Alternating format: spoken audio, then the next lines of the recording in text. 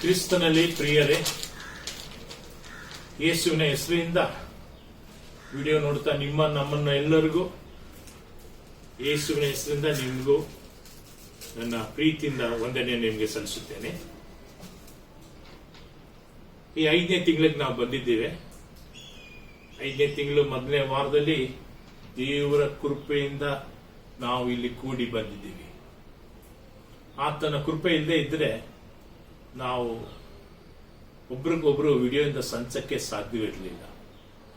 ಆತನ ಕೃಪೆ ನಮ್ಮ ಜೊತೆಲಿರೋದ್ರಿಂದ ಈ 5ನೇ ತಿಂಗಳು ಮೊದಲನೇ ವಾರದಲ್ಲಿ ದೇವರು ಕೃಪೆಯಿಂದ ನಮ್ಮನ್ನು ಕಾಪಾಡಿಕೊಂಡು ಬಂದಂತ ಆ ದಯೆ, ಆ ಪ್ರೀತಿ, ಅವರಿಗೆ ಎಷ್ಟು ಧನ್ಯವಾದ ಹೇಳಿದ್ರು, ಎಷ್ಟು ಸ್ತೋತ್ರ ಬಲಿ ಹೇಳಿದ್ರು ಸಾಲದು. ಈ ಲೋಕನೇ ಅಲ್ಲೋ ಕಲ್ಲೋ ಆಗಿ ದುಃಖದಿಂದ, ಕಣ್ಣೀರಿಂದ, ವೇದನೆಯಿಂದ, ಭಯದಿಂದ ಜನಗಳು ಕಾಲುಗಳು ತಳ್ತಿದ್ದಾರೆ, ದಿವಸಗಳು ದಾಟ್ತಿದ್ದಾರೆ. ಏನೋ ಏನಾಗುತ್ತದೋ ಎತ್ತಾಗುತ್ತದೋ ಅಂತ ದೊಡ್ಡ ಒಂದು ಪ್ರಶ್ನೆ ಅವರಲ್ಲಿ ಕಾಣುತ್ತಿದೆ. ಆದರೆ ಆತನ ಮಕ್ಕಳಿಗೆ ದೇವರು ಕೈ ಬಿಡದೆ ಅವರು ನಮ್ಮನ್ನು ಇದುವರೆಗೂ ನಡೆಸ್ಕೊಂಡು ಬಂದಂತ ಅವರ ಕೃಪೆ, ಅವರ ದಯಕ್ಕಾಗಿ ನಾನು ವಿಶೇಷವಾಗಿ ದೇವರಿಗೆ ಕೃತಜ್ಞತೆ ಸ್ತೋತ್ರವನ್ನು ಸಲ್ಲಿಸುತ್ತೇನೆ. ಎಷ್ಟು ಕೋಟಿ ಸ್ತೋತ್ರ ಸಲ್ಲಿಸೋದು ಸಾಧ್ಯ. ಆದರೂ ಈಗ ನಾವು ಕೊನೆ ಹಂತದಲ್ಲಿ ಬಂದಿದ್ದೀವಿ. ಈಗ ನಮಗೆ ಗೌರ್ಮೆಂಟ್ ಅನೌನ್ಸ್ ಮಾಡ್ತಿದ್ದೆ ನಾಳೆಯಿಂದ ಲಾಕ್ಡೌನ್ ಓಪನ್ ಆಗುತ್ತೆ ಅಂತ ಹೇಳಿ. ಆದರೂ ಎಲ್ಲ ಜಾಗಗಳಲ್ಲಿ ಇಲ್ಲ, ಕೆಲವುಗಳ ಜಾಗದಲ್ಲಿ ಮಾತ್ರ ಇದೆ. ಆದರೂ ಇವತ್ತು ಸಂಜೆ ಒಳಗಡೆ ಎಲ್ಲವನ್ನೂ ಸ್ವಚ್ಛವಾಗಿ ಆರಂಭಿಸುತ್ತಾರೆ, ಎಲ್ಲವನ್ನೂ ತಿಳಿಸುತ್ತಾರೆ. ನೋಡೋಣ ನಾಳೆಯಿಂದ ಏನಾಗ್ತಿದೋ. ಕೆಲವರೆಲ್ಲ ಹೇಳ್ತಾರೆ 17ನೇ ತಾರೀಕುವರೆಗೂ ಲಾಕ್ಡೌನ್ ಅಂತ, ಕೆಲವರು ಹೇಳ್ತಾರೆ ಇಲ್ಲ ಕೆಲಸ ಮಾಡಕ್ ಶುರು ಮಾಡಬಹುದು ಅಂತ ಹೇಳ್ತಿದ್ದಾರೆ. ಆದರೂ ಎಲ್ಲ ದೇವರ ಪಾದದಲ್ಲಿ ಇಟ್ಟಿದ್ದೀವಿ. ದೇವರು ತೀರ್ಮಾನ ಏನಿದೆಯೋ, ದೇವರ ಚಿತ್ತ ಏನಿದೆಯೋ ಅದ ಪ್ರಕಾರವಾಗಿ ನಡ್ಕೊಂಡು ಹೋಗ್ಲಿ ಅಂತ ದೇವರ ಹಸ್ತಕ್ಕೆ, ದೇವರ ಸನ್ನಿಧಾನಕ್ಕೆ ನಾವು ಒಪ್ಪಿಸಿಕೊಟ್ಟಿದ್ದೀವಿ. ಇಲ್ಲಿವರೆಗೂ ನಮ್ಮನ್ನು ಕಾಪಾಡಿಕೊಂಡು ಬಂದಂತ ಯೇಸು ಪ್ರಭುವಿಗೆ, ಯೇಸು ರಕ್ಷಕರಿಗೆ, ನನ್ನ ತಂದೆಯಾದಂಥ ದೇವರಿಗೆ ಕೃತಜ್ಞತೆಯೂ ಸ್ತೋತ್ರವನ್ನು ನಾವು ಸಲ್ಲಿಸುತ್ತೇವೆ. ಈಗ ಇಷ್ಟೊತ್ತರೆಗೂ ನಾವು ದೇವರ ಜಪವನ್ನು, ಪ್ರಾರ್ಥನೆಯನ್ನು, ಆರಾಧನೆಯಲ್ಲೂ ನಾವು ಭಾಗವಹಿಸಿದ್ದು. ಈಗ ನಾವು ದೇವರ ವಾಕ್ಯವನ್ನು ಕೇಳಕ್ ಹೋಗೋಣ. ಒಂದು 15 ನಿಮಿಷ ದೇವರ ವಾಕ್ಯವನ್ನು ಕೇಳೋಣ. ಈ ಲೋಕದಲ್ಲಿ 2 ವಿಧವಾದಂತಹ ಆಶೀರ್ವಾದ ಇದೆ. ಲೋಕದ ಆಶೀರ್ವಾದನೂ ಇದೆ, ಆತ್ಮಿಕ ಆಶೀರ್ವಾದನೂ ಇದೆ. ಲೋಕದ ಆಶೀರ್ವಾದನೂ ಇದೆ, ಪರಲೋಕದ ಆಶೀರ್ವಾದನೂ ಇದೆ. ಆದ್ರೆ ನಮಗೆ ಯಾವ ಆಶೀರ್ವಾದ ಶಾಶ್ವತವಾಗಿ ನಮ್ಮ ಜೊತೆಲಿ ಇರಬೇಕನ್ನೋದು ಈಗ ಒಂದು 15 ನಿಮಿಷ ದೇವರನ್ನ ನಾವು ಧ್ಯಾನ ಮಾಡೋಣ. ದೇವ್ರ ಮಕ್ಕಳೇ, ಓದಿ ನೋಡಿರಿ. ಯೋವಾನ್ ಬರೆದ ಪುಸ್ತಕದಲ್ಲಿ 14 ಅಧ್ಯಾಯ 27ನೇ ವಾಕ್ಯ ಓದಿರಿ.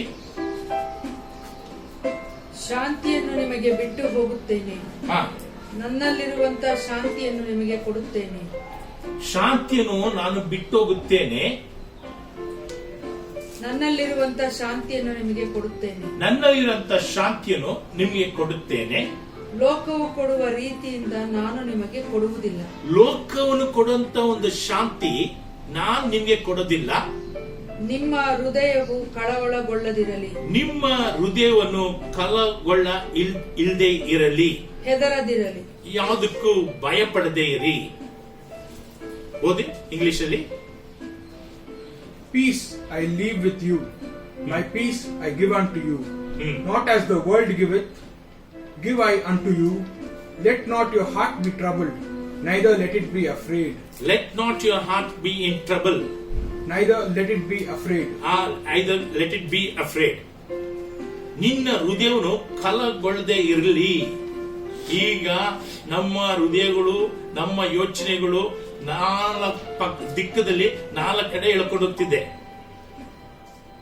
ದೇವರು ಹೇಳಿದ್ದಾರೆ, ಯೇಸು ಸ್ವಾಮಿ ಹೇಳಿದ್ದಾರೆ, ನನ್ನ ಸಮಾಧಾನವನ್ನು ನಿನಗೆ ಬಿಟ್ಟೋಗುತ್ತೇನೆ.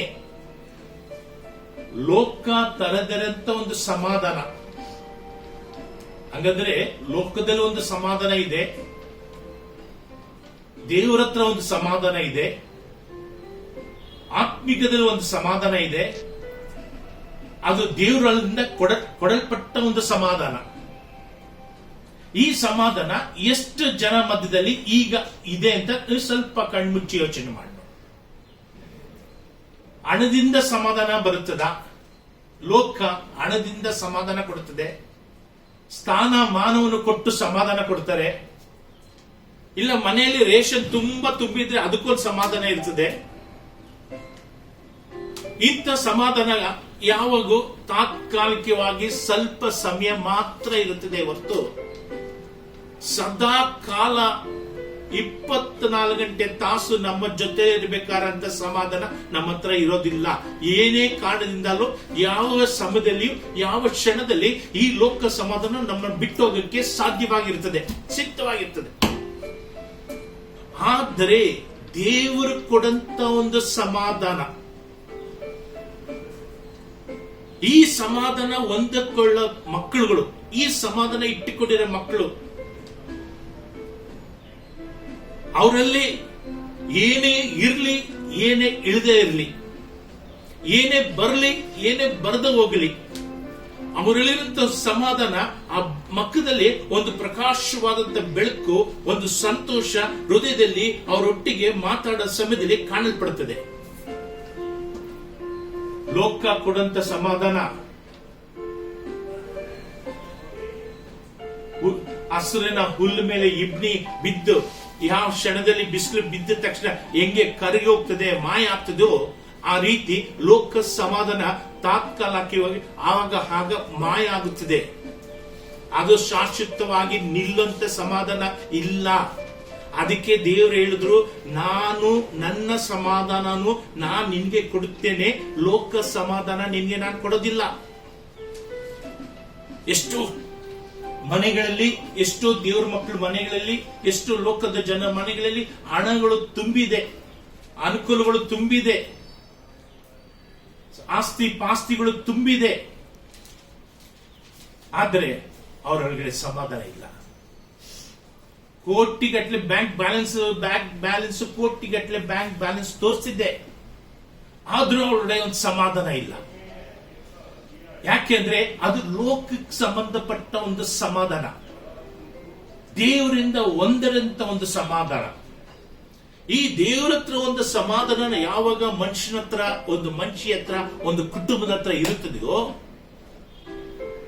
ಅವರು ಎಂತ ಬರ ಬಂದ್ರು ಪ್ರಪಂಚಕ್ಕೆ, ಎಂತ ದರಿದ್ರ ಬಂದ್ರು ಪ್ರಪಂಚಕ್ಕೆ, ಎಂತ ರೋಗಗಳು ಲೋಕಕ್ಕೆ ಬಂದ್ರು ಅವರಿಗೆ ಏನು ಆಗಲ್ಲ, ಏನು ತಗ್ಗೋದಿಲ್ಲ, ಏನು ಮುಟ್ಟೋದಿಲ್ಲ. ಕಾರಣ ಏನಂದ್ರೆ ಯೇಸು ಸ್ವಾಮಿ ಸಮಾಧಾನ ಅವರೊಟ್ಟಿಗೆ ಇದೆ. ಯೇಸು ಸ್ವಾಮಿ ಕೊಟ್ಟಂತ ಸಮಾಧಾನ ಅವರ ಜೊತೆಲಿದೆ. ಈ ಸಮಾಧಾನ ಯಾವಾಗೂ ನಮ್ಮ ಜೊತೆಲಿ ಇರಕ್ಕೆ ನಾವು ಪ್ರಯತ್ನ ಪಡಬೇಕು. ಅದಕ್ಕಾಗಿ ದೇವರ ಸನ್ನಿಧಾನದಲ್ಲಿ ನಾವು ಕಾಯ್ದಿರಂತವಾಗಿ ಇರಬೇಕು. ಈ 40 ದಿನ ನಾವು ಈ ಲಾಕ್ಡೌನ್ ಅಲ್ಲಿ ನಾವು ಕಾಲವನ್ನು ತಳ್ಕೊಂಡು ಬಂದಿದ್ದೀವಿ. ಹೆಂಗಪ್ಪ ಈ 40 ದಿನ ಹೋಯ್ತು? ಹೆಂಗೆ ಇಷ್ಟು ದಿವಸ ನಾವು ಹೆಂಗೆ ಒಂದೇ ಸ್ಥಳದಲ್ಲಿ ಇದ್ದು ನಾವು ಕಾಲ ತಳೆದು ಅಂತ ನೋಡ್ಬೇಕಾದ್ರೆ, ದೇವರ ಸಮಾಧಾನ ನಮ್ಮ ಜೊತೆ ಇರುವಾಗ ಅದರೊಳಗೆ ಯಾವ ವಿಧವಾದಂತ ಸಮಸ್ಯೆಯೋ, ಬೇಜಾರೋ, ಜಗಳನೋ ಯಾವುದು ನಡೀದರೆಗೆ ದೇವರು ಆ ಕುಟುಂಬಗಳಲ್ಲಿ ಇಲ್ಲಿವರೆಗೂ ನಡ್ಸ್ಕೊಂಡು ಬಂದಿದ್ದಾರೆ ಅಂದ್ರೆ ಅದಕ್ಕೆ ಕಾರಣ ದೇವರು ಕೊಟ್ಟಂತ ಸಮಾಧಾನ ಆ ಕುಟುಂಬದಲ್ಲಿ ಇರೋದ್ರಿಂದ. ಈ ಸಮಾಧಾನ ನೀವು ನಾವು ಯಾವಾಗ್ಲೂ ದೇವರ ಹತ್ರ ಪಡೆಯಬಲ್ಲೆ. ಯಾವಾಗ ತನ್ನ ಹೃದಯವನ್ನು ಯೇಸು ಸ್ವಾಮಿಗೆ ಕೊಡುವಾಗ, ದೇವನಿಗೆ ಅರ್ಪಣಿಸುವಾಗ, ದೇವರೊಟ್ಟಿಗೆ ಜೀವಿಸುವಾಗ, ದೇವರಿಗಾಗಿ ಮೊದಲ ಸ್ಥಳ ಕೊಡುವನು, ದೇವರ ಸಮಾಧಾನ ಅವನೊಟ್ಟಿಗೆ ಯಾವಾಗೂ ನಿಂತಿರುತ್ತದೆ. ಕುಟುಂಬದಲ್ಲಿ ಕೆಲಸ ಮಾಡ್ತಿದೆ, ಕುಟುಂಬದಲ್ಲಿ ಜೊತೆಲಿರುತ್ತದೆ. ಈ ಸಮಾಧಾನ ದೇವರು, ಈ ಸಮಾಧಾನ ಕೀಳಕ್ಕೆ ಲೋಕ ಎಲ್ಲ ವಿಧವಾದ ಪ್ರಯತ್ನ ಮಾಡುತ್ತಿದೆ. ಅದಕ್ಕೆ ನಮಗೆ ಶಾಂತಿ, ಸಮಾಧಾನ ಯಾವಾಗೂ ನಮ್ಮಲ್ಲಿ ಇರಬೇಕು. ಎಷ್ಟೋ ಜನ ಹೇಳ್ತಾರೆ ನೋಡಿ, ನೀನ್ ಮಾಡಿದಂತ ಕೆಲಸ ನನಗೆ ಸಮಾಧಾನ ಆಗಿಲ್ಲ. ಆಗ ಅವನು ಏನ್ ಕೆಲಸ ಮಾಡ್ದ? ಎಲ್ಲರಿಗೂ ಬೇಜಾರ್ ಪಡಂತ ಕೆಲಸ ಮಾಡದ್ನ? ಇಲ್ಲ ನಷ್ಟ ಪಡಂತ ಕೆಲಸ ಮಾಡದ್ನ, ಇಲ್ಲ ಕುಟುಂಬಕ್ಕೆ ನಷ್ಟ ಆಗಂತ ಒಂದು ವಿಷಯ ನಡೀತಾ? ಹೌದು, ನಷ್ಟ ಪಡಂತ ವಿಷಯಗಳು ನಡೀತದೆ. ಕಾರಣ ಏನಂದ್ರೆ ದೇವರ ಸಮಾಧಾನದಿಂದ ಮಾಡದಂತ ಕೆಲಸಗಳು, ಎಲ್ಲ ಕೆಲಸಗಳು, ಈ ಲೋಕದಲ್ಲಿ ಮಾಡಂತ ಎಲ್ಲ ಕೆಲಸಗಳು, ಎಲ್ಲ ನಷ್ಟಗಳು ತುಂಬುತ್ತದೆ, ನಷ್ಟ ಕಾಣುತ್ತದೆ. ಅದಕ್ಕೆ ಏನ್ ಮಾಡ್ಬೇಕು? 10 ಜನ ಸಮಾಧಾನ ಹೊಂದಬೇಕಂತ ಒಂದು ಕೆಲಸ ನೀನು ಮಾಡ್ಬೇಕಂದ್ರೆ ನೀನ್ ದೇವರನ್ನ ಜೊತೆಲಿ ಇಟ್ಟುಕೊಂಡು, ದೇವರ ಸಮಾಧಾನವನ್ನು ಇಟ್ಟುಕೊಂಡು ನೀನು ಹೋಗುವಾಗ ಅದ್ರೊಳಗಂತ ಕಾಣಂತ ಒಂದು ವಿಶೇಷವಾದಂತ ಸಮಾಧಾನ ನಿನ್ನೊಟ್ಟಿಗೆ ಇರ್ತದೆ. ಈ ಸಮಾಧಾನ ಕುಟುಂಬದಲ್ಲಿ ಇರಬೇಕು. ಕೇಳಂತ ಒಬ್ಬೊಬ್ಬ ದೇವರ ಮಕ್ಕಳಂತ ಈ ಲೋಕದಲ್ಲಿ ಜೀವಿಸಂತ ರಕ್ಷಣೆ ಹೊಂದಿರಂತ ಮಕ್ಕಳಲ್ಲಿ ಇರಬೇಕು. ದೇವರ ಸೇವೆ ಮಾಡಂತ ಸೇವಕರ ಜೊತೆಲಿ ಇರಬೇಕು. ಅನೇಕ ಸೇವಕರುಗಳು ದುಃಖಪಟ್ಟು ವೇದನೆ ಪಡುತ್ತಿದ್ದಾರೆ. ನನಗೆ ಅನೇಕ ಜನ ಫೋನ್ ಮಾಡ್ತಾನೆ ಇದ್ದಾರೆ. ಏನ್ ಮಾಡೋದು, ಅಯ್ಯೋರೇ, ಈ ರೀತಿಯ ಒಂದು ಸಮಸ್ಯೆ, ಇಂಥ ಒಂದು ಕಷ್ಟ, ಇಂಥ ಒಂದು ತೊಂದರೆ, ಕೆಲವ್ರಿಗೆ ಇಂಥ ಒಂದು ರೋಗ, ಕುಟುಂಬದಲ್ಲಿ ಸಮಾಧಾನ ಇಲ್ಲ, ದುಡ್ಡು ಕಾಸು ಸಿಗದಿರಂತ ಜಾಗದಲ್ಲಿ, ದುಡ್ಡು ಕಾಸು ಇಲ್ದಿರ ಜಾಗದಲ್ಲಿ ನಿನ್ನಲ್ಲಿ ಸಮಾಧಾನ ಕಾಣಲ್ಪಡಬೇಕಾದ್ರೆ ಯೇಸು ಸ್ವಾಮಿನ ನೀ ನೋಡಂತ ಮಗನಾಗಿ, ದೇವರನ್ನ ಹಿಂಬಾಲಿಸಂತ ಮಗುವಾಗಿ ಇರೋದ್ರಾಗ ನಿನ್ನ ಇರಂತ ಸಮಾಧಾನ ದೇವರು ನಿನ್ನೊಟ್ಟಿಗೆ ಜೊತೆಲೇ ಇರ್ತದೆ. ಸಮಾಧಾನ ಅಂದ್ರೆ ಏನು? ಯೇಸು ನಿನ್ನ ಜೊತೆಲಿ ಇರಬೇಕು.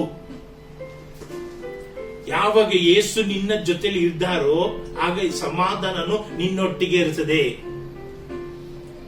ಯಾವ ಸಮಯದಲ್ಲಿ ನಿನಗೆ ಶಾಂತಿ ಬೇಕು, ಸಮಾಧಾನ ಬೇಕು, ನಿಧಾನ ಬೇಕು, ತಾಳ್ಮೆ ಬೇಕು, ಎಲ್ಲವನ್ನೂ ದೇವರು ಕೊಟ್ಟಂತ ಒಂದು ಜ್ಞಾನದಿಂದ ಅದು ನಡ್ಸ್ಕೊಂಡು ಹೋಗುತ್ತಾರೆ.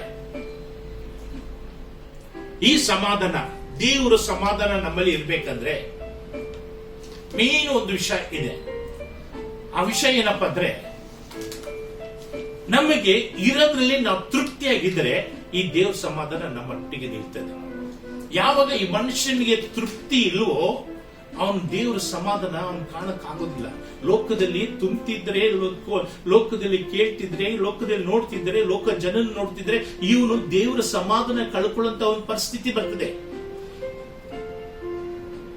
ಏನೇ ಕಳ್ಕೊಂಡ್ರು, ನಿನ್ನ ಹತ್ರ ದುಡ್ಡು ಹಣಕಾಸು ಇಲ್ಲದೆ ಹೋದ್ರು, ನಿನ್ನ ಕುಟುಂಬದಲ್ಲಿ ಬೇಕಾದದ್ದು ಇಲ್ಲದೆ ಇದ್ರು, ಇನ್ನೊಟ್ಟಿಗೆ ದೇವರ ಸಮಾಧಾನ ಇರುವಾಗ ಎಲ್ಲವನ್ನೂ ದೇವರು ಒದಗಿಸ್ಕೊಡ್ತಾರೆ.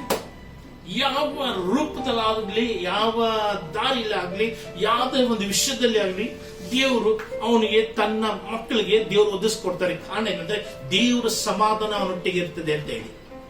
ಅದೇ ರೋಮರ್ 5:1 ಓದ್ ನೋಡಿ. ಹೀಗಿರಲಾಗಿ ನಾವು ನಂಬಿಕೆಯಿಂದ ನೀತಿವಂತರಾದ ಕಾರಣ, ನೀತಿವಂತರಾಗಿರಂತ ಕಾರಣ ನಮ್ಮ ಕರ್ತನಾದ ಯೇಸು ಕ್ರಿಸ್ತನ ಮುಖಾಂತರ, ನಮ್ಮ ಕರ್ತನಾದ ಯೇಸು ಕ್ರಿಸ್ತ ಮೂಲಕದಿಂದ ದೇವರೊಂದಿಗೆ ಉಂಟಾದ ಸಮಾಧಾನದಲ್ಲಿ ಇರೋಣ. ದೇವರಿಂದ ಉಂಟಾಗಂತ ಒಂದು ಸಮಾಧಾನದ ಒಳಗಡೆ ಇರೋಣ. ನೋಡಿ ದೇವ್ರ ಮಕ್ಕಳೇ, ಇಲ್ಲಿ ನೀವು ಗಮನಿಸಬೇಕು, ದೇವರಿಂದ ಉಂಟಾಗಂತ ಒಂದು ಸಮಾಧಾನ, ದೇವರಿಂದ ಉಂಟಾದಂತ ಈ ಸಮಾಧಾನ ಒಟ್ಟಿಗೆ ನಾವು ಇರೋಣ. ಈ ಸಮಾಧಾನದಲ್ಲಿ ನೀನಿರುವಾಗ, ನಾಳೆ ನೋಡಿ ಲಾಕ್ಡೌನ್ ಜಾಗದಲ್ಲಿ ಓಪನ್ ಮಾಡುವಾಗ ಏನು ಎದ್ದು ಬಿದ್ದು ಓಡಿ, ಏನು ವಿಧವಾದ ಕಾರ್ಯ, ಈ ಕಾರಣ ಮಾಡೋಣ, ಆ ಕೆಲಸ ಮಾಡೋಣ, ಇದು ಮಾಡೋಣ, ಇದಕ್ಕೆ ಮಾಡಿದ್ದು ಏನಾಯ್ತು, ಇಷ್ಟು ದಿವಸ ಹಿಂಗೆ ಕಾಲ ತೊಳೆದು, ಕೆಲವರಿಗೆಲ್ಲ ಹೊರಗಡೆ ಹೋಗಕ್ಕೂ ಇಷ್ಟ ಇಲ್ಲ ಅಂತ ಒಂದು ಸ್ಥಳದಲ್ಲಿ ನಿಂತಿದ್ದಾರೆ, ಅಂತ ಒಂದು ಪರಿಸ್ಥಿತಿಯಲ್ಲಿ ಇದ್ದಾರೆ.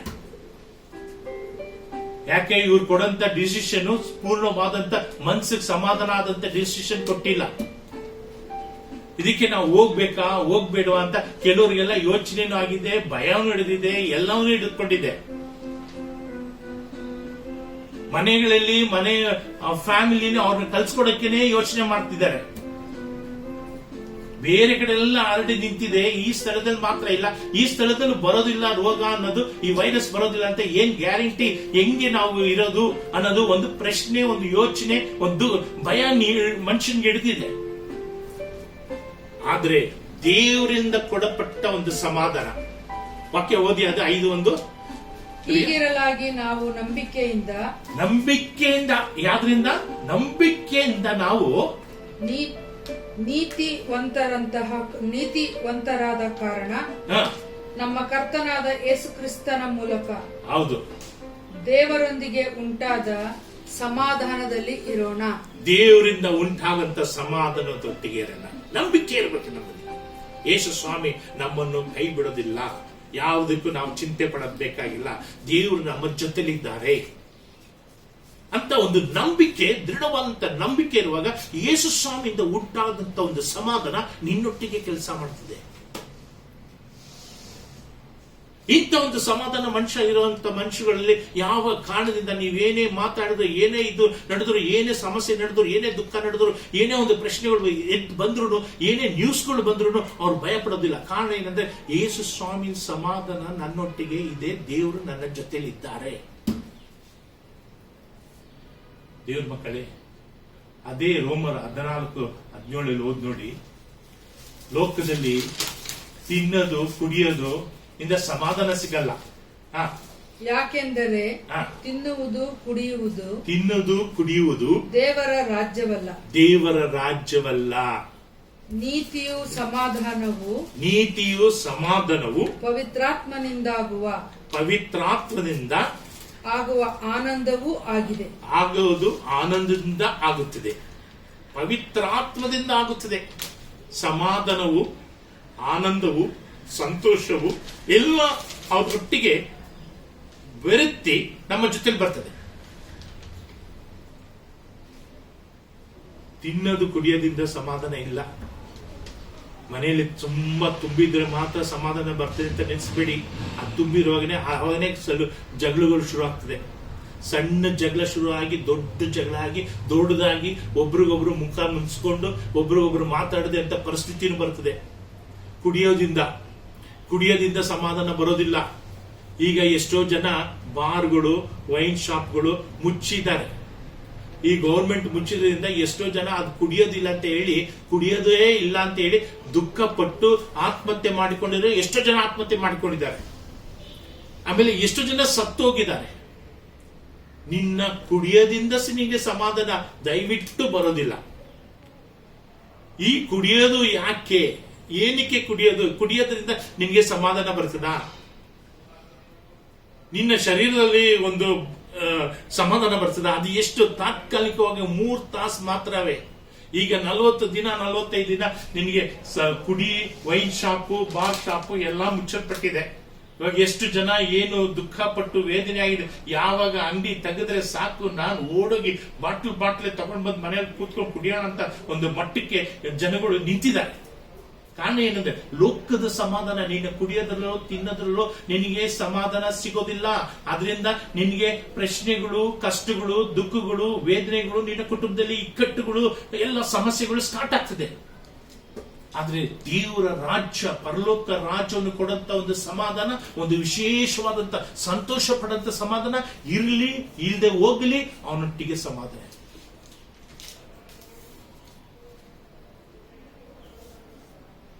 ಲೋಕದ ಸಮಾಧಾನ ಹೆಂಗೆ ಗೊತ್ತಾ?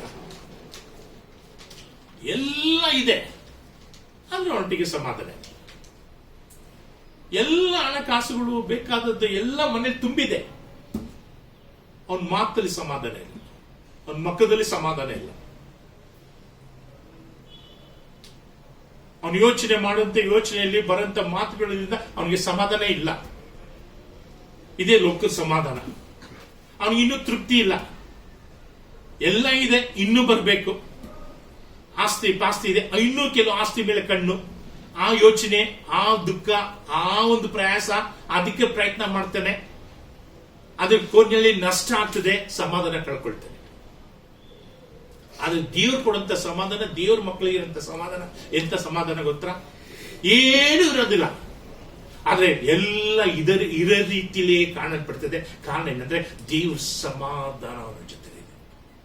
ಆಸ್ತಿ ಇರಲ್ಲ, ಪಾಸ್ತಿ ಇರೋದಿಲ್ಲ, ಹಣ ಇರಲ್ಲ, ಕಾಸು ಇರಲ್ಲ, ಹೇಳಂತದ್ದು ತುಂಬಿರಲ್ಲ, ಮನೆಗಳಲ್ಲಿ ಎಲ್ಲ ಕೊರತೆಯಾಗಿ ಇರ್ತದೆ. ಆದ್ರೆ ಅವನ ಹತ್ರ ಮಾತಾಡುವಾಗಲೇ ಒಂದು ಸಂತೋಷ, ಅವನೊಟ್ಟಿಗೆ ಬೆಳಗಬೇಕಾದ್ರೇನೆ ಒಂದು ಸಂತೋಷ. ಅವನು ನಮ್ಮ ಜೊತೆಯಲ್ಲಿ ಮಾತಾಡೋಂತ ಮಾತುಗಳಲ್ಲಿ ಒಂದು ಜೀವ ಇರೋಂಥ ಮಾತುಗಳು ಇರ್ತದೆ ಅದರಲ್ಲಿ. ಕಾರಣ ಏನಂದ್ರೆ ಸಮಾಧಾನ ಅಂತ ದೇವರು ಅವನ ಜೊತೆ ಇರೋದ್ರಿಂದ. ಈ ಸಮಾಧಾನ ಅಂತ ದೇವರು ನಮ್ಮ ಜೊತೆಲಿ ಇರೋದ್ರಿಂದ ದೇವರು ಯಾವಾಗೂ ನಮ್ಮನ್ನ ಕೈ ಬಿಡೋರಲ್ಲ. ಅದರಿಂದ ಆ ಸಮಾಧಾನನೇ ಅವರು ದೇವರು ಅವನ್ನ ನಡ್ಸ್ಕೊಂಡು ಹೋಗ್ತಾರೆ. ಈ ಸಮಾಧಾನ ಹೆಂಗೆ ಬರ್ತದೆ ನೋಡಿ, ಓದಿ ನೋಡಿ. ಲೂಕ ಬರೆದ ಪುಸ್ತಕದಲ್ಲಿ 7ನೇ ಅಧ್ಯಾಯದಲ್ಲಿ 50ನೇ ವಾಕ್ಯಲ್ಲಿ ಏನ್ ಹೇಳ್ತಿದೆ?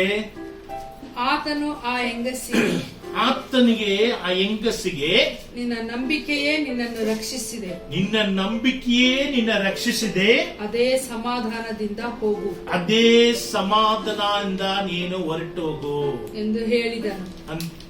ಎಂದು ಹೇಳಿದನು. And he said to the woman, thy faith hath saved thee. Go in peace. Go in peace. ದೇವರು ಲೋಕದಲ್ಲಿ ಪ್ರಪಂಚದಲ್ಲಿ ಇರುವಾಗ ಯೇಸು ಸ್ವಾಮಿನ ಅವ್ರಿಗೆ ಊಟಕ್ಕೆ ಕರೆದಿದ್ರು. ಮನೆಯಲ್ಲಿ ಊಟಕ್ಕೆ ಮನೆಗೆ ಕರೆಯುವಾಗ ಆ ಜಾಗದಲ್ಲಿ ಒಂದು ಪಾಪಿಯಾದಂತ ಸಹೋದರಿ ಹೆಂಗಸು ಬಂದಿದ್ರು.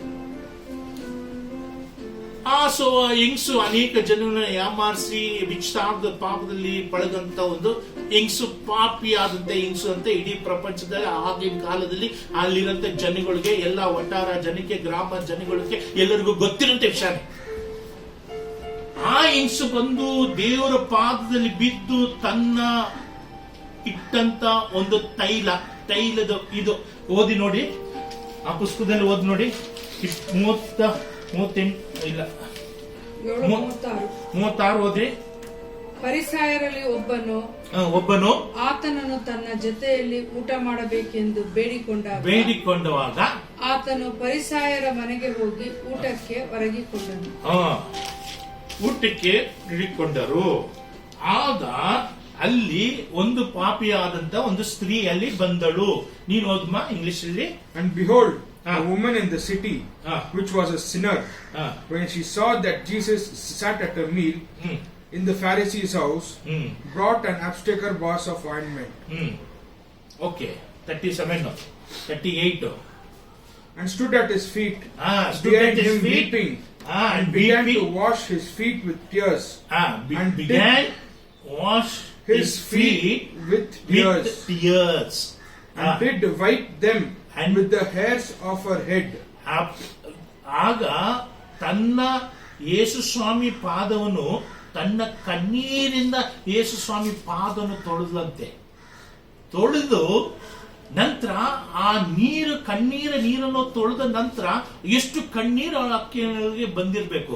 ಆಗ ಅವಳು ಇರಂತ ಆ ಕೂದಲನ್ನು ತಗೊಂಡು ಪಾದವನ್ನು ಒರೆಸದಂತೆ. ಓದ್ಮ. And did wipe them with the hairs of her head, and kissed his feet, and anointed them with the ointment. ನೋಡಿದ್ರ, ಒಂದು ತೈಲವಾದಂತ ಆಯಿಲ್ ಎಣ್ಣೆಯನ್ನು ತಗೊಂಡು ಬಂದು ಆ ಎಣ್ಣೆಯನ್ನು ಹಾಕೊಂಡು ಅನೇಕ ಜನರನ್ನು ಯಾಮಾರಿಸಿ ಅದಕ್ಕೆ ನಾವು ಸುಲಭ, ಈಗಿನ ಕಾಲದಲ್ಲಿ ಏನ್ ಹೇಳ್ತಾರೆ ಅದಕ್ಕೆ ಪರ್ಫ್ಯೂಮ್ ಸೆಂಟ್ ಅಂತ ಹೇಳ್ತಾರೆ. ಆ ಸೆಂಟ್ ಆದಂತ ಒಂದು ತೈಲವನ್ನು ತಗೊಂಡು ಬಂದು ಯೇಸು ಸ್ವಾಮಿ ಪಾದದಲ್ಲಿ ಸುರಿದು ಬಿಟ್ರು. ಎಂತ ಬೆಲೆ ಉಳ್ಳಂತದ್ದು ಗೊತ್ತಾ? ಆಗಿನ ಕಾಲದಲ್ಲಿ $400 ಅಂತ ಹೇಳ್ತಾರೆ. ಎಷ್ಟು ಹಣ ಖರ್ಚು, ಎಷ್ಟು ದೊಡ್ಡ. ಆಗಿನ ಕಾಲದಲ್ಲಿ 2000 ವರ್ಷ ಹಿಂದೆಗಡೆ $400 ಅಂದ್ರೆ ಅವಾಗ ಎಷ್ಟು ಬೆಲೆ ಇರ್ಬೇಕು ಅವಾಗ. ಅಂತ ಒಂದು ಬೆಲೆ ಉಳ್ಳಂತ ತೈಲವನ್ನು ತಗೊಂಡು ಯೇಸು ಸ್ವಾಮಿ ಪಾದದಲ್ಲಿ ಒಡೆದು ತನ್ನ ಕಣ್ಣೀರಿಂದ ಪಾದವನ್ನು ತೊಳೆದು ತನ್ನ ಕೂದಲಿಂದ ಪಾದವನ್ನು ಒರೆಸಿ ಆ ಪಾದವನ್ನು ಅವಳು ತನ್ನ ತುಟಿಗಳಿಂದ ಮುತ್ತಿಟ್ಟರಂತೆ. ಅದನ್ನ ನೋಡುತ್ತಾ ಅಷ್ಟು ಜನವನ್ನು ಹೇಳುತ್ತಿದ್ರು, ಇಂಥ ಒಂದು ಪಾಪಿ ಆದಂತ ಹೆಂಗಸು ಇಷ್ಟು ಕೆಲಸ ಸೇವೆ ಮಾಡ್ತಿದ್ದಾಳಲ್ಲ, ಇವಳನ್ನ ಗೊತ್ತಿಲ್ವಾ ಇವಳು ಪಾಪಿ ಅಂತ. ಹೌದು ದೇವರ ಮಕ್ಕಳೇ, ಯೇಸು ಸ್ವಾಮಿ ಬಂದಿದ್ದೇ ಪ್ರಪಂಚಕ್ಕೆ ಪಾಪಿಗಳನ್ನ ರಕ್ಷಿಸಕ್ಕೂ, ಪಾಪಿಗಳನ್ನ ಶಂಸಕ್ಕೂ, ಪಾಪಿಗಳಿಗೆ ಕ್ಷಾಪನೆ ಕೊಡಕ್ಕೂ, ಅವ್ರ ರಕ್ತದಿಂದ ತೊಳೆಯಲ್ಪಡಕ್ಕೂ, ಅವ್ರಿಗೆ ರಕ್ಷಣೆ ಕೊಡಕ್ಕೆ ಯೇಸು ಸ್ವಾಮಿ ಲೋಕದಲ್ಲಿ ಬಂದಿದ್ದಾರೆ. ಆಗ್ಲೇನೆ ಹೇಳ್ತಾರೆ 48 ಓದಮ್ಮ ಅದರೊಳಗೆ.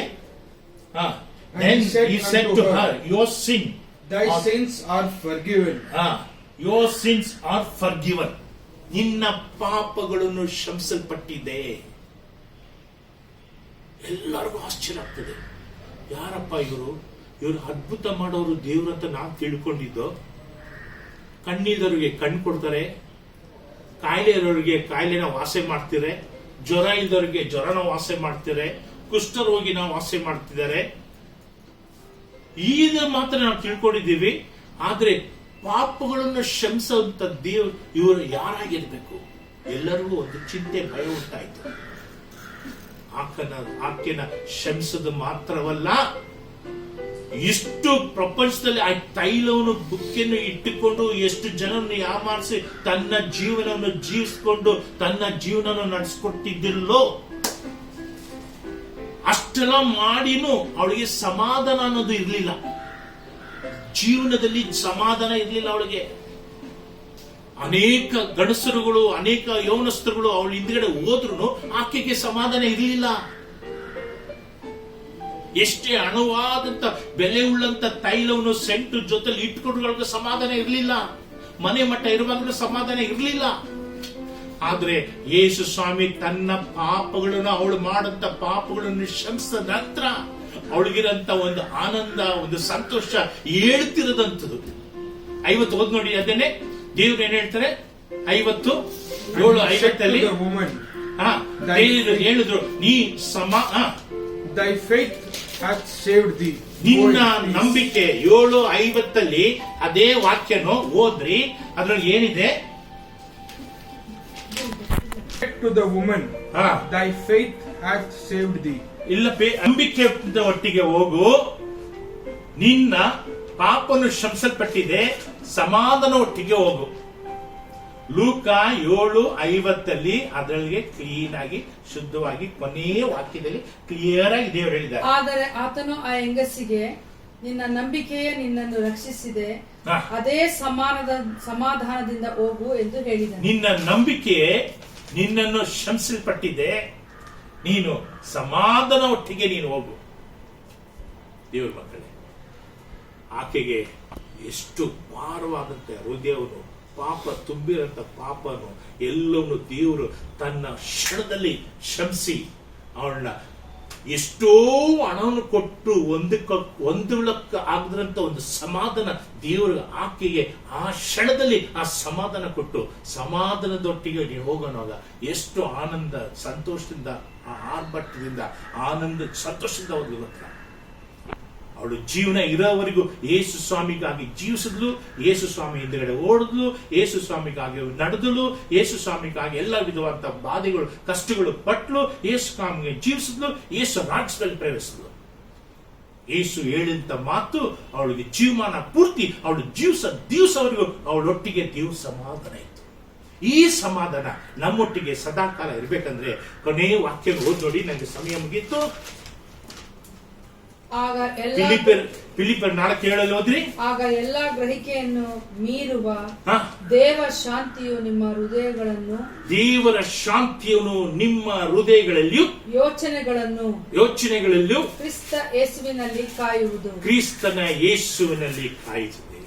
ಈ ಸಮಾಧಾನ ನಿಮ್ಮಲ್ಲಿ, ನಿಮ್ಮ ಜೊತೆಯಲ್ಲಿ ಯಾವಾಗಲೂ ಸದಾಕಾಲ ಈ ಸಮಾಧಾನ ನಿಮ್ಮೊಟ್ಟಿಗೆ, ನಿಮ್ಮ ಸೇವೆ ಒಟ್ಟಿಗೆ, ನಿಮ್ಮ ಕುಟುಂಬದ ಒಟ್ಟಿಗೆ, ನಿಮ್ಮ ಎಲ್ಲ ಜೊತೆಯಲ್ಲಿ, ನಿಮ್ಮ ವೈಯಕ್ತಿಕವಾದಂತ ನಿಮ್ಮ ಪರ್ಸನಲ್ ಜೊತೆಯಲ್ಲಿ ದೇವರ ಸಮಾಧಾನ ಯೇಸುವಿನ ಹೆಸರಿನಿಂದ, ಯೇಸು ಕ್ರಿಸ್ತುವಿನ ಹೆಸರಿಂದ ಆ ಸಮಾಧಾನ ನಿಮ್ಮೊಟ್ಟಿಗೆ ಇರಲಿ ಅಂತ ಹೇಳಿ ದೇವರು ಹಾರೈಸುತ್ತಾರೆ, ಆಶ್ವಾಸಿಸುತ್ತಾರೆ. ದೇವರ ಮಕ್ಕಳೇ, ಯಾವುದಕ್ಕೂ ಚಿಂತಿಸಬೇಡಿ, ಭಯಪಡಕ್ ಹೋಗ್ಬೇಡಿ. ಈ ಸಮಾಧಾನ ನಮ್ಮೊಟ್ಟಿಗೆ ಯಾವಾಗೂ ಇದೆ ಅಂತ ಆಗಾಗ ಚೆಕ್ ಮಾಡಿ ನೋಡ್ತಾ ಇರಿ. ಯಾಕಂದ್ರೆ ಲೋಕದ ಸಮಾಧಾನ ಮಧ್ಯದಲ್ಲಿ ಬಂದು ಸೇರ್ಕೋತದೆ, ಅದಕ್ಕೆ ಅವಕಾಶ ಕೊಡಬೇಡಿ. ಈ ಲೋಕದ ಸಮಾಧಾನ, ನೀ ಲೋಕದ ಜಾಸ್ತಿ ಹೆಚ್ಚಾಗಿ ನೀನ್ ಲೋಕನ ಹುಡಿಕೊಂಡು ಹೋಗ್ತಿದ್ರೆ ಈ ಲೋಕದ ಸಮಾಧಾನ ಮಧ್ಯದಲ್ಲಿ ಬಂದು ವಾಸ ಮಾಡುತ್ತದೆ. ಅದರಿಂದ ಆಗಾಗ ನೀವು ಟೆಂಪರೇಚರ್ ಚೆಕ್ ಮಾಡ್ಕೊಳ್ಳಂಗೆ ದೇವರ ಪ್ರಸನ್ನತ್ರ ಕುಂತು ದೇವರ ಸಮಾಧಾನ ನನ್ನೊಟ್ಟಿಗೆ ಇದೆಯಾ ಅಂತ ಹೇಳಿ ನೀವು ಚೆಕ್ ಮಾಡ್ತಾ ಇರ್ಬೇಕು. ಕೊನೆಯದಾಗಿ ತಿರ್ಗಿ ಅದೇ ವಾಕ್ಯನ ಓದಿ, ಫಿಲಿಪ್ಪರ್ 4:7. ಆಗ ಎಲ್ಲಾ ಗ್ರಹಿಕೆಯನ್ನು ಮೀರುವ ದೇವರ ಶಾಂತಿಯು ನಿಮ್ಮ ಹೃದಯಗಳಲ್ಲೂ ಯೋಚನೆಗಳಲ್ಲೂ ಕ್ರಿಸ್ತ ಯೇಸುವಿನಲ್ಲಿ ಕಾಯುವುದು. ಕ್ರಿಸ್ತನ ಯೇಸುನಲ್ಲಿ ಕಾಯದೆ ಇರಲಿ. ಕ್ರಿಸ್ತನ ಯೇಸುಗಳಲ್ಲಿ ಆ ನಿನ್ನ ಶಾಂತಿಯು, ಸಮಾಧಾನವು ನಿಮ್ಮ ಯೋಚನೆಗಳಲ್ಲಿ ಯಾವಾಗೂ ಸದಾ ಕಾಲ ನಿಮ್ಮ ಜೊತೆಯಲ್ಲಿ ಇರಲಿ ಅಂತ ಹೇಳಿ ಈ 2 ಮಾತುಗಳನ್ನು ನಾನು ಮುಗಿಸ್ತೇನೆ. ಸಮಯ ಆಗೋದ್ರಿಂದ ಎಲ್ಲ ಕಣ್ಣುಗಳ ಮುಚ್ಚಿ ನಾವು ಚಿಕ್ಕ ಒಂದು ಪ್ರಾರ್ಥನೆ ಮಾಡೋಣ. ದೇವರು ನಮಗೆ ಈ ಸಮಾಧಾನ ದಯಪಾಲಿಸೋದು. ಹಣದಿಂದ ಸಿಗದಿರಂತ ಒಂದು ಸಮಾಧಾನ, ಲೋಕದ ಅನುಕೂಲದಿಂದ ಸಿಗದಿರಂತ ಒಂದು ಸಮಾಧಾನ, ಜನಗಳು ಒಳ್ಳೇದೆಲ್ಲ ಮಾತಾಡುವಾಗ ಸಿಗದಿರಂತ ಸಮಾಧಾನ, ಯೇಸು ಸ್ವಾಮಿ ಹತ್ರ ಒಂದು ಸಮಾಧಾನ ನೀವು ಕೊಡುತ್ತಾರೆ. ಯೆಶಾಯ 9:6 ಹೇಳುತ್ತಾರೆ, ನಾನು ಸಮಾಧಾನಕ್ಕೆ ಪ್ರಭು ಆಗಿದ್ದೀನಿ ಅಂತ. He is the Prince of Peace. He is the Prince of Peace. He is the Prince of Peace. ಸಮಾಧಾನಕ್ಕೆ ಪ್ರಭು ಆಗಿದ್ದಾರೆ ಅವರು. ಆ ರೀತಿ ಇರುವಾಗ ದೇವರೊಟ್ಟಿಗೆ ನಾವು ಸಮಾಧಾನದೊಟ್ಟಿಗೆ ಇರಬೇಕು. ಯಾವಾಗ ಮುಖದಲ್ಲಿ ಒಂದು ಸಂತೋಷ ಕಾಣಲ್ಪಡಬೇಕು, ಯಾವಾಗ ಸಮಾಧಾನ ಇರಬೇಕು, ನಮ್ಮ ಮಾತಲ್ಲಿ ಸಮಾಧಾನ ಇರಬೇಕು, ನಮ್ಮ ಯೋಚನೆಯಲ್ಲಿ ಸಮಾಧಾನ ಇರಬೇಕು. ಯಾರಾದ್ರೂ ಒಂದು ರಫ್ ಆಗಿ ಮಾತಾಡಿದ್ರೆ ಅದಕ್ಕೆ ನಿನ್ನ ಸಮಾಧಾನ ಅಂತ ಮಾತು ನಿನ್ನ ಬಾಯಿ ಬರುವಾಗ ಆ ರಫ್ ಆದಂತ ಮಾತುಗಳು ತಣ್ಣಗಾಗುತ್ತದೆ. ಅದು ಬಿಟ್ಟುಬಿಟ್ಟು ನೀನು ಅವರು ಜೋರಾಗಿ ಮಾತಾಡೋರು, ನೀನು ಜೋರಾಗಿ ಮಾತಾಡಿದೆ, ನೀನು ರಫ್ ಆಗಿ ಮಾತಾಡಿದೆ, ಅವರು ರಫ್ ಆಗಿ ಮಾತಾಡಿದೆ, ಈ ರೀತಿ ಮಾತಾಡೋದ್ರಿಂದ ಸಮಾಧಾನ, ದೇವರ ಸಮಾಧಾನ ನೀನು ಕಳ್ಕೊಳ್ತೀಯಾ? ಆಗ ನಿನ್ನಲ್ಲಿ ದುಃಖ ಕಾಣುತ್ತದೆ, ಆಗ ನಿನ್ನಲ್ಲಿ ಒಂದು ಬೇಸರತೆ ಬರ್ತದೆ. ಏನಕ್ಕೆ ಜೀವಿಸ್ಬೇಕು, ಏನಿದೆ ಪ್ರಪಂಚದಲ್ಲಿ? ಇಲ್ಲ ಮಕ್ಕಳೇ, ದೇವರ ನೀನ ಗಂಜಿ ಕುಡಿದ್ರು, ನೀನು ಏನು ಹೊಟ್ಟೆಯಲ್ಲಿ ತಣ್ಣೀರ್ ಬಟ್ಟೆ ಹಾಕೊಂಡಿದ್ರು, ನಿನ್ನೊಳಗೆ ಒಂದು ದೇವರ ಸಮಾಧಾನ ಇದ್ರೆ ಅದರೊಳಗಿರಂತ ಸಿಕ್ಕಂತ ಒಂದು ಸಂತೋಷ ಬೇರೆ ಯಾವುದ್ರಲ್ಲೂ ಸಿಗೋದಿಲ್ಲ. ದೇವರ ಮಕ್ಕಳೇ, ಯಾವುದ್ರಲ್ಲೂ ಸಿಗಲ್ಲ. ದೇವರ ಸಮಾಧಾನವಾದಂಥದ್ದು ಒಂದು ವಿಶೇಷವಾದಂಥದ್ದು. ಈ ಸಮಾಧಾನ ದೇವರೊಟ್ಟಿಗೆ ನಮ್ಮ ಜೊತೆಲಿ ಇಟ್ಟುಕೊಳ್ಳಕ್ಕಾಗಿ ನೀವು ಪ್ರಾರ್ಥನೆ ಮಾಡಿ, ಚೆಕ್ ಮಾಡಿ, ಪ್ರಯತ್ನ ಮಾಡಿ. ಹಣಗಳು ಬರುವಾಗ ಒಂದು ಸಂತೋಷ, ಹಣಗಳು ಇಲ್ದಿರುವಾಗ ಒಂದು ದುಃಖ, ಏನೋ ಪ್ರಪಂಚನೇ ಮೇಲೆ ಬಿದ್ದು ಹೋಗೋ ರೀತಿಯಲ್ಲಿ ಕಾಣುತ್ತದೆ. ಬೇಡ, ದೇವರಿಗಾಗಿ ಜೀವಿಸ್ಕೊಡಿ, ದೇವರ ಸಮಾಧಾನನೇ ಕೇಳಿ. ನಿಮ್ಮ ಮುಖವನ್ನು ನೋಡಿದ್ರೆ ತಿರ್ಗಾ ಇನ್ನೊಂದ್ಸತಿ ನೋಡ್ಬೇಕನ್ಸ್ಬೇಕು. ನಿಮ್ಮ ಸಹೋದರಿಗಳಾದ್ರೆ ಆ ಅಕ್ಕ ಸಿಸ್ಟರ್ ಮಕ್ಕದಲ್ಲಿ ನೋಡಪ್ಪ ಏನ್ ಕಳೆ, ಆ ಬ್ರದರ್ ಮಕ್ಕದಲ್ಲಿ ನೋಡಪ್ಪ ಏನ್ ಕಳೆ, ಆ ಸೇವಕರ ಮಕ್ಕದಲ್ಲಿ ನೋಡಪ್ಪ ಏನ್ ದೇವರಿಕ ಕಳೆ. ದೇವರ ನೋಡೋ ರೀತಿಯಲ್ಲಿ ಅವರ ಮಕ್ಕ ಕಾರಣ ಏನಂದ್ರೆ ದೇವರ ಸಮಾಧಾನ ಅವರೊಟ್ಟಿಗಿರೋದ್ರಿಂದ. ಆ ಸಮಾಧಾನ ಇಲ್ಲ ಅಂದ್ರೆ ಅವನ್ನ ತಿರ್ಗಾ ನೋಡಿದ್ರೆ ಇನ್ನೊಂದ್ಸತಿ ನೋಡಕ್ಕೆ ಮನ್ಸು ಬರಲ್ಲ.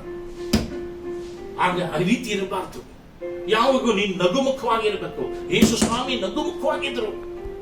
ಈ ಪ್ರಪಂಚದಲ್ಲಿ 33 ವರ್ಷ ಲೋಕದಲ್ಲಿರುವಾಗ ಯಾವಾಗ ನಗುಮುಖವಾಗಿದ್ರು. ಅವ್ರ ಮುಖದಲ್ಲಿ ಒಂದು ಪ್ರಸನ್ನತೆ ಇತ್ತು, ಒಂದು ಸಂತೋಷ ಇತ್ತು, ಒಂದು ಗೆಲುವಿತ್ತು, ಒಂದು ಆನಂದ ಇತ್ತು. ಅದನ್ನ ಬೇರೆಯವರು ನೋಡಿ ಅನೇಕ ಜನ ಕಲಿತಿದ್ರು. ಈ ಸಮಾಧಾನ ಇನ್ನೊಟ್ಟಿಗೆ ಇರಲಿ. ದೇವರು ಕೊಡಂತ ಈ ಸಮಾಧಾನ ನಿನ್ನ ಜೊತೆಲಿ ಯಾವಾಗ ಸದಾ ಕಾಲ ಜೊತೆಲಿ ಇರಕ್ಕೆ ನೀನು ಪ್ರಯತ್ನ ಮಾಡು. ದುಡ್ಡಿಂದ ಬರಲ್ಲ, ಹಣದಿಂದ ಬರಲ್ಲ, ಆಸ್ತಿಯಿಂದ ಬರಲ್ಲ, ಹೆಸರು ಪ್ರಕೃತಿಯಿಂದ ಬರಲ್ಲ, ಸ್ಥಾನ ಮಾನದಿಂದ ಬರೋದಿಲ್ಲ. ದೇವರಿಂದ ಬರಂತದ್ದು, ದೇವ್ರು ಬಿಟ್ಟು ಹೋಗುದಂತ ಆ ಸಮಾಧಾನ ಹೊರಡೆ ನಾವು ಚೆಕ್ ಮಾಡ್ಕೊಂಡು ನಮ್ಮ ಜೊತೆಲಿ ಇರಕ್ಕೆ ಪ್ರಯತ್ನ ಮಾಡಿ. ಈಗ ನಮ್ಮ ಜೊತೆಲಿ ಜೋಯಲ್ ವಿಶ್ವಾಸ ಮುಗಿಯ ಕೊನೆಯ ಒಂದು ಪ್ರಾರ್ಥನೆ ಮಾಡ್ತಾರೆ. ದೇವರು ಸಮಾಧಾನ ನಮ್ಮೊಟ್ಟಿಗೆ ಇಟ್ಕೊಳ್ಳಕ್ಕೆ ಪ್ರಯತ್ನ ಮಾಡಿ. Precious Heavenly Father, Lord, thank you for bringing us together today, oh God. Thank you, Jesus. God, we have come here to seek your face and acknowledge your blessing and your presence amongst us, oh God. We believe that the Holy Spirit is there amongst us, oh Master God. We believe that whatever word we heard today, we believe it is from you, oh God. We believe that it is you who put the word of you, we believe that it is you who put your word in your servant's mouth, oh Master God. God, today you have spoken about peace, oh God. Yes, God, today you have spoken about the blessing of peace, oh Master God. Thank you, Jesus. Yes, this is the blessing of satisfaction, oh God. Yes, God, we believe, oh God. We believe in faith, oh Master God. Yes, God, because you've told you believe in faith that you will attain the peace, oh God. Yes, we believe Jesus. that the main reason for peace is the faith in you, oh God. Yes, God, help Jesus. us to seek your face more, oh God. Yes, because we believe when we seek your face, we believe we will attain peace and satisfaction in our lives, oh Yes, God. Jesus. We believe that we will attain the peace and satisfaction, oh God. Satisfaction. Not worldly, oh Master God, Yes, Master. but we want the precious and the spiritual peace and satisfaction in our lives, oh God. Jesus. God, because we believe that when we go behind the peace and in the satisfaction of spirituality, we believe that you will bless us through worldly also, Thank you, Master God. Jesus. God, we believe that Thank when you, we seek Jesus. your face, Thank you will take care of Jesus. all the complications in our life, oh God. Thank you, That you will Jesus. take care of all the obstacles in our life, oh God. Yes, That you will Master. take care of all the problems in our life, oh God. Thank Yes, You will be a Master. problem solver for us, oh Yes, God. Master. Yes, Jesus. Thank you for Yes, the word. Jesus. Thank you for the Yes, word today, oh Jesus. Master God. Yes, Lord, Jesus. whatever word has been spoken, we believe that it should reach your children, Yes, oh God. Master. Lots of people have to be touched through this, oh Master Yes, God. Master. A lot of people have to be touched, oh God. God, it should bring them peace and satisfaction in their families, oh Master God. Yes, That they may Jesus. not fight with each other, oh God. Yes, That they only that they may only share the peace and the satisfaction of you, oh God. Yes, God, Thank you, Lord. God, whatever peace you gave unto everybody, that the same peace shall be shared with each and every family member, oh Master God. Yes, Jesus. Yes, Jesus, that they may not fight with anybody, oh God. Yes, Thank you, Master. Lord. God, whatever situation may be, that may not reach the next level, oh God, but it should be sorted out immediately, oh God. That it may not lead into fight, oh Master God, Yes, but it will Jesus. lead into only peace and satisfaction, oh God. Yes, Thank you for all that, oh Master God. Yes, God, when you Jesus. can give the peace to a sinner, oh God, we Yes, believe that you will Thank give us you. much more, oh Thank you, Master God. Jesus. We believe that you will give us much more, oh God, Yes, because we Lord. believe that the righteous will be saved, oh Master Thank God. you, Lord. Yes, Jesus. Thank you Yes, for the Jesus. word today, oh Master. Yes, In the name of the Father, Son, and the Holy Spirit, we pray. ಆಮೇನ್ ಆಮೇನ್.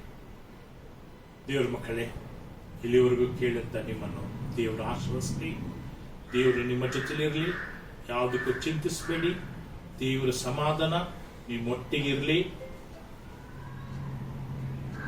ಸಂತೋಷ, ಸಮಾಧಾನ, ದೇವರ ಕೃಪೆ ಸದಾಕಾಲ ನಿಮ್ಮ ಜೊತೆ ಇರಲಿ ಅಂತ ಹೇಳಿ ನಾನು ಹಾರೈಸಿ ಈ ವಾಕ್ಯವನ್ನು ಮಾತುಗಳು ನಾನು ಮುಗಿಸ್ಕೊಳ್ತೇನೆ. God bless you.